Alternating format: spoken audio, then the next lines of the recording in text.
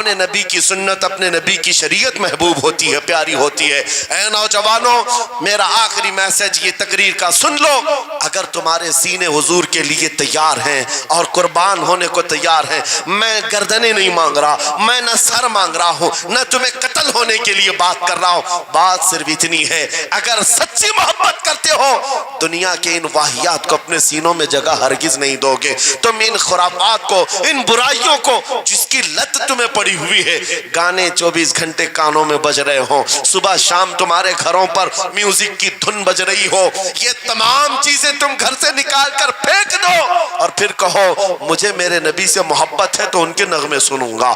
دنیا اپنے فینس کے کرتوت اور ان کے ڈائلاگز یاد کرتی ہے۔ میں تم سے پوچھتا ہوں، اگر نبی سے محبت ہے، حضور کی کتنی باتیں تمہاری زبان پر ہیں؟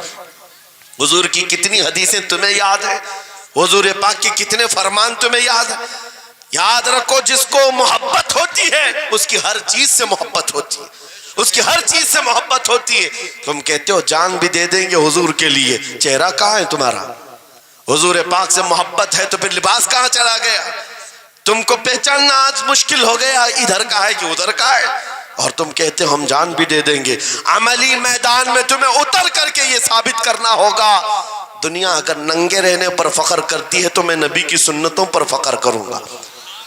سچ بات کہہ رہا ہوں یا نہیں؟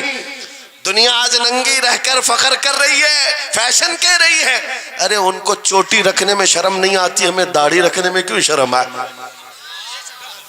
کسی کو بالیاں پہننے میں، چوڑیاں پہننے میں شرم نہیں آتی۔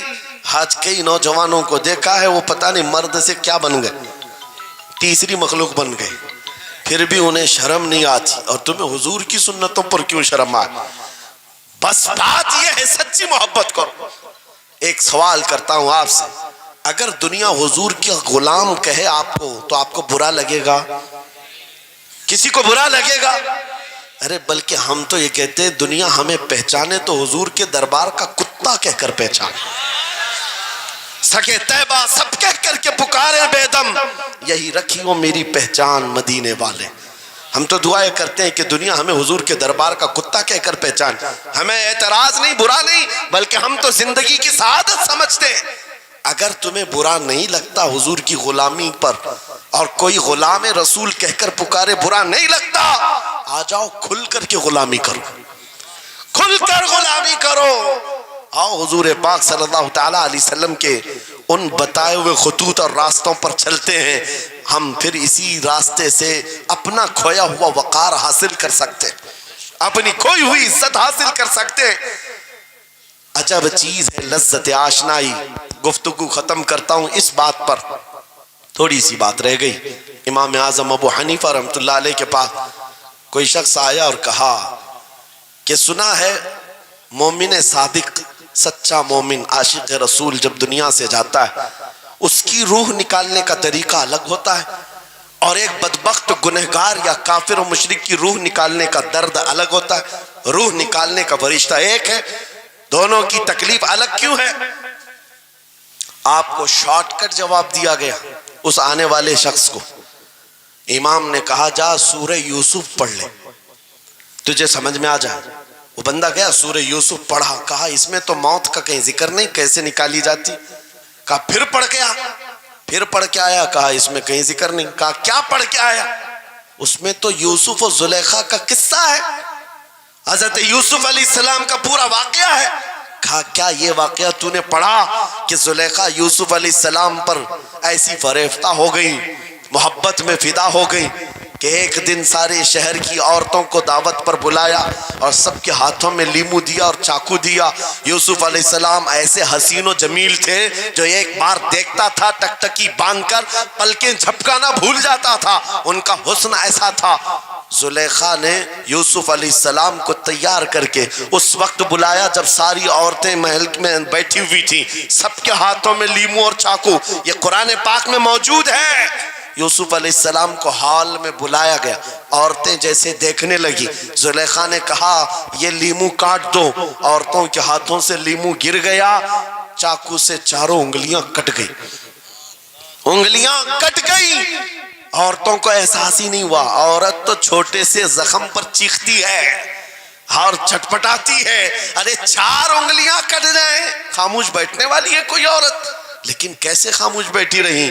قرآن بھی کہتا ہے کہ انہوں نے اپنے انگلیوں کو کاٹ لیا. حسن یوسف پہ کٹی مصر میں انگشت زنا. عورتوں کی انگلیاں کٹ گئی. امام نے پوچھا کیا تو نے یہ واقعہ پڑھا قرآن میں؟ کہا یہ تو پڑھا ہے. کہا نادان ہم یہی تو بتانا چاہتے ہیں عورتوں کو درد کیوں نہیں ہوا. حسن یوسف دیکھنے میں مصروف تھی, یوسف کا حسن دیکھ رہی تھی. انگلیاں کٹ گئی پتہ نہیں چلا. اور ایک مومن صادق عاشق رسول جب دنیا سے جانے والا ہوتا ہے اس کی موت کا وقت آتا ہے, سرانے کے پاس محبوب خدا تاجدار مدینہ تشریف لاتے ہیں. عاشق صادق اپنے رسول کے جلوے دیکھنے میں مصروف ہوتا ہے, ادھر ملک الموت روح نکالتے ہیں. وہ جلوے دیکھنے میں ایسا موت ہوتا ہے کب روح نکلی اسے خبر ہی نہیں ہوتی. تو کہا ہے اقبال نے تو عالم سے کرتی ہے بیگانہ دل کو, عجب چیز ہے لذت آشنائی. واہ, نعرہ تکبیر, نعرہ رسالت, مسلک اعلی حضرت مفتی سلمان اظہری صاحب قبلہ. میں یہ کہتا ہوں وہ چیز اگر آ گئی موت سے بھی ڈر نہیں لگتا, روح نکلنے سے بھی ڈر نہیں لگتا, کیونکہ جو پاس میں دولت ہے وہ لذت آشنائی. ایسی لذت ہے جس کو پانے کے بعد اچھے اچھوں کو ہم نے دیکھا وہ پھندوں پر بھی جھول گئے ہیں, پھانسیوں پر بھی چلے گئے ہیں. مراد آباد کے کفایت علی کافی رحمت اللہ تعالیٰ علیہ کو کون نہیں جانتا. انگریزوں نے گرفتار کر کے 7 دن تک ان کے جسم پر گرم استری پھیرا تھا. جب چمڑی جل جاتی تھی نمک چھڑکا جاتا تھا, ان کے جسم کو جلا کر کے نمک چھڑک کر کے زخم دیے گیا. لیکن کبھی آپ کے استقامت میں ذرا برابر بھی لغزش نہیں آئی, وہ ٹس سے مس نہیں ہوئے. کیوں؟ ان دردوں کو جھیلنے والا کون ہوتا ہے؟ چمڑی جل جائے پھر نمک چھڑکا جائے اور برداشت کر کے کون کھڑا رہتا ہے؟ بس وہی کھڑا رہتا ہے جسے لذت آشنائی ملی ہو. عجب چیز ہے لذت آشنائی. اخیر میں انگریزوں نے کہا اب بھی تمہارے پاس وقت ہے, ہفتہ بھر تکلیف دینے کے بعد کفایت علی کافی سے بدل لو اپنے فتوے, بدل لو اپنی زبان کو, آ جاؤ ہماری جماعت میں, حکومت میں کوئی عہدہ مل جائے گا, منصب مل جائے گا, وزارت مل جائے گی. کفایت علی کافی نے کہا اتنا سستا دین نہیں ہے میرا, اتنا ہلکا دین نہیں ہے. لذت آشنائی جو ملی ہے یہ بیچی نہیں جاتی. انگریزوں نے کہا پھر تیار ہو جاؤ, پھانسی کا پھندا تمہارے لیے تیار ہے. آپ نے مسکرا کر کہا اس دن کا تو انتظار ہے, اس دن کا تو انتظار ہے. اسی لیے میں کہتا ہوں مومن کے لیے موت حادثہ نہیں, ان کے لیے حادثہ ہے جن کے مرنے کے بعد جلنا ہے جلنا ہے جلنا ہے. مومن کے لیے موت تو تحفہ ہے. ادھر آنکھیں بند ہوئی ادھر مصطفیٰ کی زیارت ہوئی ہے. کفایت علی کافی پھانسی کے پھندے کے قریب بھی چلے گئے. اچھے اچھوں کو دیکھا گیا ہے تاریخ میں جس کی آخری وقت پھانسی کا وقت قریب آتا ہے اس سے پوچھا جاتا آخری کوئی خواہش ہے. کئی لوگوں نے کیا پوچھا ہے, میٹھا کھانے کی خواہش, کسی کو بریانی کھانے کی خواہش, کسی کو ٹماٹر کھانے کی خواہش, کسی کو ماں باپ دیکھنے کی خواہش, کسی کو بیوی سے ملنے کی خواہش, کوئی وراثت کی جائیداد کی وصیت کرنا چاہتا ہے. کفایت علی کافی سے پوچھا گیا تمہاری آخری خواہش کیا ہے؟ پھانسی کا پھندا سامنے ہے. کفایت علی کافی کہتے ہیں جانے سے پہلے ایک بار مصطفیٰ کریم کی نعت پڑھنا چاہتا ہوں, اور پڑھ لیا کوئی گل باقی رہے گا نہ چمن رہ جائے گا, پر رسول اللہ کا دین حسن رہ جائے گا. سب فنا ہو جائیں گے کافی وہ لیکن حشر تک نام حضرت کا زبانوں پر چلن رہ جائے گا. پھانسی کے پھندے پر چڑھ گئے, کوئی تکلیف نہیں, کوئی درد نہیں, پیشانی پر کوئی شکن نہیں.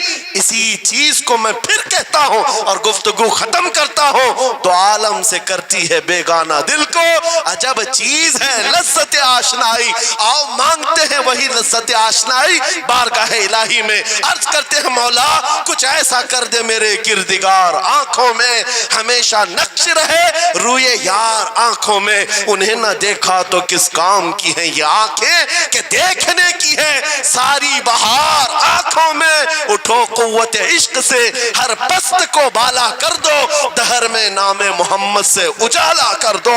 لبیک یا رسول اللہ, لبیک لبیک لبیک یا رسول اللہ, لبیک لبیک لبیک یا رسول اللہ, لبیک لبیک لبیک یا رسول اللہ, لبیک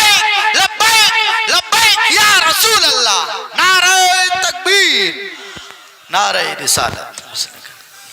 بس ہماری گفتگو ہو گئی، لیکن مجھے ابھی یہ اطلاع ملی کہ اس علاقے میں مرشد گرامی حضور تاج الشریعہ رحمت اللہ تعالی علیہ نے مدرسے کی سنگ بنیاد رکھی۔